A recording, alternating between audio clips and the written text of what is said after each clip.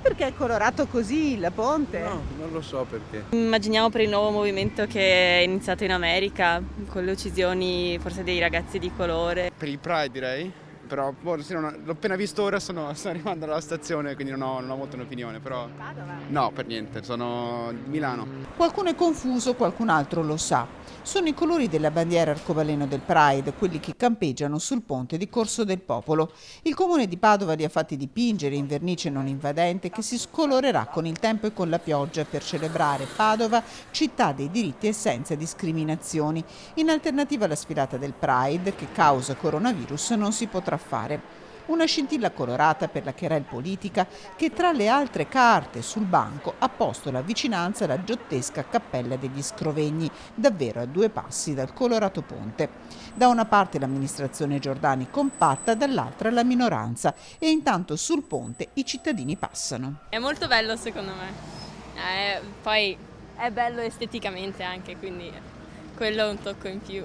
Secondo me è molto essenziale essere molto aperti nel modo in cui li sopportiamo, se no non è supporto vero. Siamo solo lì nei margini e veramente loro poi non hanno supporto vero. Il Pride è un po' superato come evento, però penso che sia invece utile tenere attenta l'attenzione su queste cose, sono d'accordo. Mi sembra una cosa un po' inutile, però è carina da vedere, sì. Diciamo che si poteva incentrare lo sforzo e il denaro in altre maniere, forse. È uno spreco di denaro che in questo momento non è un po' inutile sprecarlo così. È bello sicuramente da vedere, ma data la situazione non ha molto senso. È uno spreco. Ci possono usare per altre cose più importanti. Bello! Più siamo inclusivi meglio è, tenere fuori le persone non serve a niente. Poi si può discutere sui modi e sui toni, ma più si dialoga meglio è. Mi piace molto, poi lo vedo con i suoi occhi ed è bello perché lei ha detto mamma coloriamo anche l'altro lato. Le piace? Sì, mi piace.